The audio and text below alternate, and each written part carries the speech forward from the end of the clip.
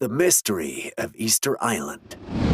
When it comes to massive stone structures from older and ancient civilizations, such as the pyramids or Stone Henge, it's hard not to wonder how the people managed to build such wonders without technology.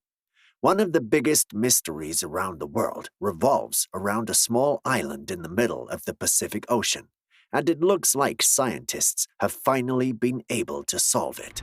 Today, we are going to take a look at the mystery of Easter Island and how it was solved. And hey, if you enjoyed today's video, please be sure to leave a like, comment, and subscribe, and slam that notification bell so that you don't miss any of our amazing uploads. What do we know about Rapa Nui and the Moi? Located in the middle of the southern Pacific Ocean sits the small island of Rapa Nui, more commonly referred to as Easter Island. Though Rapa Nui is a territory belonging to Chile, the island is actually more than 2,300 miles away from the country. In fact, it's so far away from any other landmass that it's almost as if it's part of its own little world. The island of Rapa Nui sits roughly 1,200 miles away from the Pitcairn Islands, a group of British island territories that happens to be the closest neighbor to Rapa Nui. The island has become a massive tourist destination, with many people calling Easter Island one of the wonders of the world. The only way you can travel to and from the island, however, is via a 5-hour-long plane ride that takes off from Santiago, Chile. One of the most notable sites on Rapa Nui, and the main reason why so many people wish to travel there, are the Easter Island statues, also known as moi. Throughout the entire island, which is around 63 square miles all across, there are a total of 887 complete statues. Since the discovery of Easter Island by explorers and the discovery of the massive monolithic stone statues, historians, scientists, and just about everyone in the world have at one point found themselves wondering what the statues were for, why they were carved out, and how they could have gotten into their positions in the first place. These are questions that have managed to throw off, confuse, and cause arguments for decades, with almost no one seeming to be able to agree on what the meaning behind the statues was. Thankfully, after years of studying the mysteries of Rapa Nui, it's believed that we finally have some answers. Facts about the Easter Island statues. Before we continue on, here are a couple of interesting facts that we know and have learned about the statues. As we mentioned a moment ago, across the entire island of Rapa Nui, there are a total of 887 statues, all presumed to have been carved and placed in their specific locations sometime between 1100 and 1680 CE.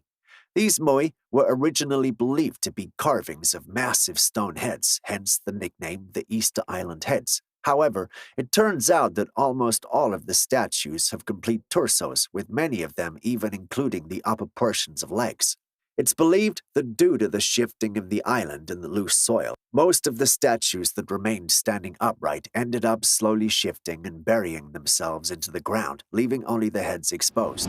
Roughly 95% of the statues were carved out of volcanic ash that had solidified to make sediment known as tuff, and all of the tuff was pulled from a single location believed to be at the site of a RARAKU, a long-extinct volcano. Now, just by looking at the statues, you can tell that there was a lot of craftsmanship that went into the carvings, and you would expect them to have been using more advanced tools. However, the islanders on Rapa Nui are believed to have carved each statue by hand using stone chisels made out of basalt. They would splash the tuff with water to make it softer before chipping away to make the massive masterpieces. Each of these giant monoliths weighs more than 50 tons, with the largest raised moi standing at 32.5 feet tall and weighing an estimated 90 tons.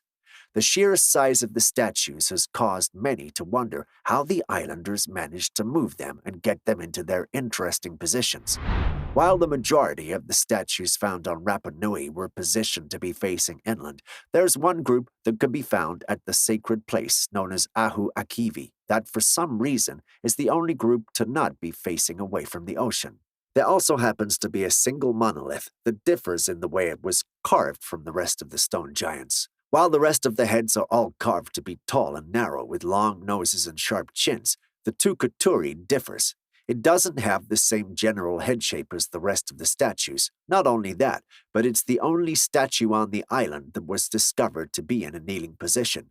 No one knows exactly why Tukaturi is so different from the others, but some speculate that it was carved in the likeness of someone of influence on the island, possibly even an ancient tribal singer.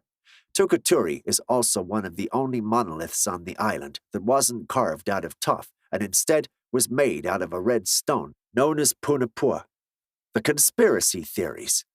Now, when you have massive stone structures being discovered with an explanation that's hard to determine, it's only a matter of time before conspiracy theories begin to fly around. And believe me, the Easter Island heads have a ton of conspiracies as to why and how the statues ended up in their positions on the island. One of the most common theories, and it's probably the most common conspiracy when it comes to any mystery, is aliens. There are quite a few people out there who believe that aliens and UFOs were responsible for moving the heads around the island. While, of course, that's not the case, it's certainly always an interesting topic. The real history behind these massive monoliths is far more interesting. The real mystery solved. So first we have to take a look at old Rapa Nui legends where it is said that the Moi would walk into their positions in their final locations. Obviously, that's not entirely possible. Large walking stone statues. That would be as much of a conspiracy as the alien theory. However, what if we told you that the islanders sort of made them walk using physics and rope? You see, one of the more believed and supported theories as to how the people of Rapa Nui moved their statues involved tying ropes to them and tugging them back and forth to move them. To be more specific, it's believed that the process included first lifting the statue into an upright position. Ropes would then be attached to the statue, one leading off of the right side of the statue, one off of the left, and the last would drag behind the statue. Each of the ropes was then picked up by groups of people who would take turns tugging on the ropes in a specific sequence that would end up rocking the statue slightly from side to side, slowly walking it forward. This method was tested twice by modern scientists. The first time was with a small U.S. replica, and following the success of that attempt, a larger experiment was set up using a full-scale model of one of the statues, where scientists managed to walk the statue more than 300 feet without an issue. This proved that not only was this possible for the islanders to have done back in the day, but it may have even been done with as little as 15 people moving one statue. What happened to the people of Rapa Nui? While it is now believed that in its heyday Rapa Nui could have sustained a civilization of up to 17,500 inhabitants, many have wondered what happened to the Pacific Islanders that called Rapa Nui their home. While early beliefs were that the islanders destroyed their own ecosystem in order to move the statues around their island, this would mean destroying forests and other food sources. But this wasn't entirely the case. It was believed that this would have resulted in hunger and caused the islanders to resort to cannibalism. And though this was a solid theory for quite some time, it's more recently believed that a lot of the natives actually fell victim to slave traders and ships that made Rapa Nui a regular stop. Though the truth behind the Easter Island heads might not be as mystical as the work of aliens, it's still amazing to see how older civilizations managed to thrive in ways that we could have never guessed. What was the most interesting fact about Rapa Nui that you found in today's video? Be sure to let us know in the comments below. We'd love to hear from you. And don't forget to hit that subscribe button to stay up to date with all of our uploads.